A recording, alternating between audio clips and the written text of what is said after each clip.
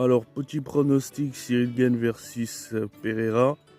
Pour moi, il y a des chances que ce soit un plus pour Cyril Gane, tout simplement parce qu'il est chez les heavyweights en catégorie par nature, c'est-à-dire c'est son poids naturel, tandis que Pereira a dû prendre de la masse pour venir chez les heavyweights. Mais Pereira est quand même monté plusieurs fois en catégorie. C'est pas la première fois qu'il le fait, mais là je trouve que c'est un petit peu trop court sa façon et sa préparation de monter.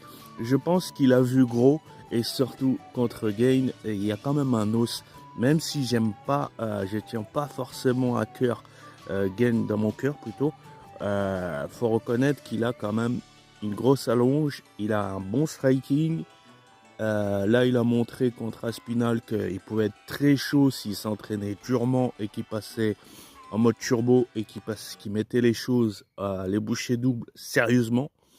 Donc, Gane, il a quand même un net avantage par rapport à son poids naturel, par rapport au fait qu'il soit là depuis longtemps dans cette catégorie-là.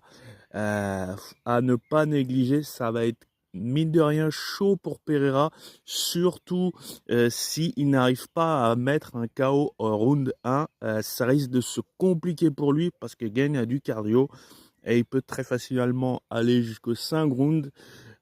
C'est quoi? C'est du 5 rounds en plus, donc ça risque d'être vraiment chaud pour Pereira, mais ça s'annonce malgré tout assez intéressant à suivre. J'ai quand même hâte de voir ce que ça va donner.